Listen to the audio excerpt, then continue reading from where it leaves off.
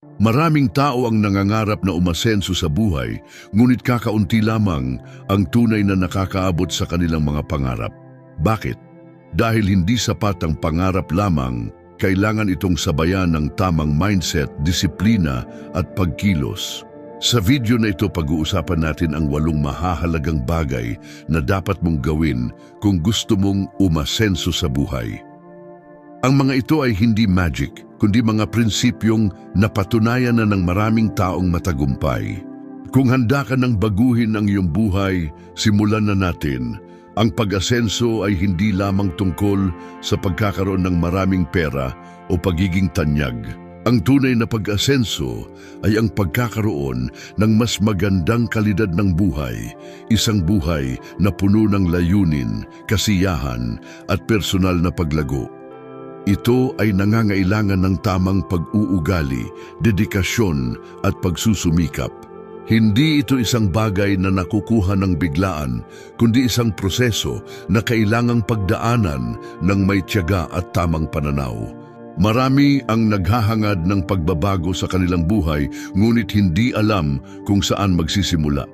Ang ilan ay takot na baka mabigo, habang ang iba naman ay hindi sigurado kung ano ang tamang hakbang upang makarating sa kanilang nais na destinasyon. Ang mabuting balita ay may mga tiyak na prinsipyo na maaari mong sundin upang mas mapadali ang iyong paglalakbay patungo sa tagumpay.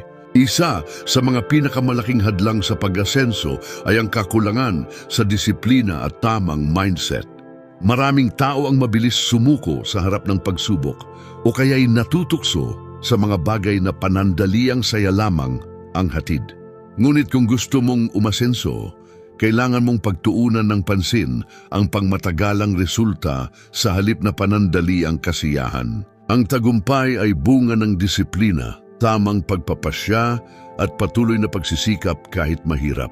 Sa video na ito, bibigyan kita ng 8 mahahalagang hakbang na makakatulong sa iyong pag-unlad. Ang mga prinsipyong ito ay hindi lang teorya, kundi mga napatunayan na ng maraming matagumpay na tao sa iba't ibang larangan ng buhay. Handa ka na bang simulang baguhin ang iyong buhay? Kung oo, huminga ng malalim, ituon ang iyong atensyon at sabay nating talakayin ang mga mahahalagang aral na ito. Una, maging responsable sa iyong buhay. Kung nais mong umasenso, unang-una mong kailangang gawin ay ang pagiging responsable sa iyong buhay. Hindi mo kasalanan kung saan ka ipinanganak, pero responsibilidad mo kung paano ka mamumuhay. Huwag mong iasa sa gobyerno, pamilya o ibang tao ang iyong kinabukasan. Kapag inako mo ang buong responsibilidad sa iyong buhay, mas magiging malinaw ang iyong direksyon. Tandaan, ang buhay ay hindi kontrolado ng swerte, kundi ng mga desisyong ginagawa mo araw-araw. Pangalawa, matutong magtipid at mag-invest. Kung gusto mong umasenso, kailangan mong kontrolin ang iyong pera, hindi ang pera ang kumokontrol sa iyo. Ang unang hakbang dito ay matutong magtipid. Hindi ibig sabihin nito na magpakahirap ka sa pagtitipid, kundi ang pagiging matalino sa paggastos. Bumili ng mga bagay na mahalaga at maglaan ng porsyento ng iyong kita para sa ipon at investments. Ang yaman ay hindi lang tungkol sa kung magkano ang kinikita mo, kundi kung paano mo ito pinapalago. Matutong mag-invest sa mga bagay na makakatulong sa iyong kinabukasan gaya ng edukasyon, negosyo o iba pang productive na asset. Pangatlo, paligiran ang iyong sarili ng tamang tao. Sabi nga, you are the average of the 5 people you spend the most time with. Kung gusto mong umasenso, iwasan mo ang mga taong negatibo, reklamador at walang direksyon sa buhay. Paligiran mo ang iyong sarili ng mga taong positibo, may pangarap at may tamang mindset. Ang impluensya ng mga tao sa paligid mo ay napakalakas. Maaari ka nilang hilahin pababa o itulak pataas. Piliin mong makisama sa mga taong makakatulong sa iyong pag-unlad at pagkatuto. Pang-apat, itigil ang paghahanap ng instant na tagumpay. Marami ang gustong yumaman agad, pumayat agad, maging successful agad. Pero ang katotohanan ay walang shortcut sa tagumpay. Ang tunay na pag-asenso ay nangyayari sa pamamagitan ng sipag, tiyaga at matalinong diskarte. Kung masyado kang nakatuon sa mabilisang resulta, madali kang madidismaya at susuko. Mag-focus sa long-term growth, hindi sa mabilisang kita. Magkaroon ng pasensya at huwag matakot sa proseso ng unti-unting pag-unlad. Panglima, magkaroon ng malinaw na layunin. Isang dahilan kung bakit hindi umaasenso ang iba ay dahil wala silang malinaw na direksyon sa buhay. Hindi sapat ang gusto mo lang yumaman o magtagumpay. Dapat alam mo kung bakit mo ito gusto at paano mo ito makakamit. Gumawa ng malinaw na layunin at hatiin ito sa maliliit na hakbang upang mas madaling abutin. Kapag may malinaw kang layunin, mas madali mong matutukoy kung anong mga gawain ang dapat mong pagtuunan ng pansin. Pang-anim, huwag matakot sa pagkakamali at kabiguan. Ang takot sa pagkakamali ay isa sa pinakamalaking hadlang sa pag-asenso.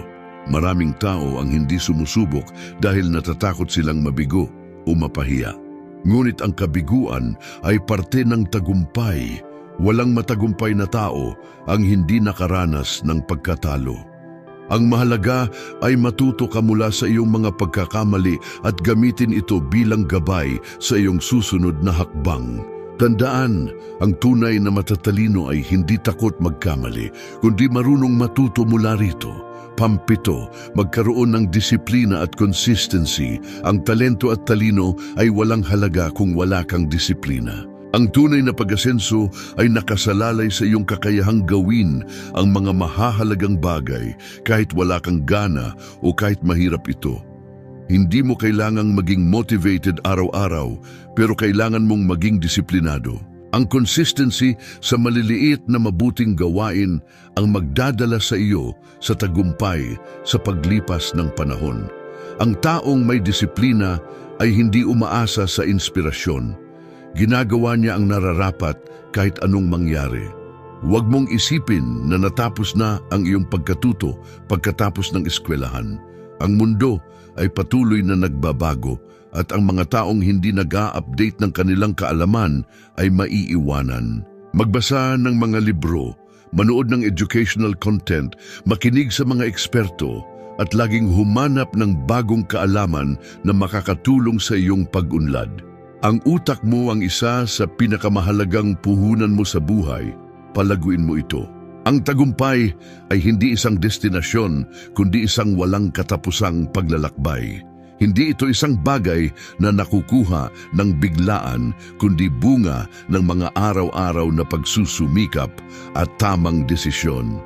Huwag kang panghinaan ng loob kung hindi mo agad nakikita ang resulta. Tandaan na ang malalaking pagbabago ay nagmumula sa maliliit na hakbang.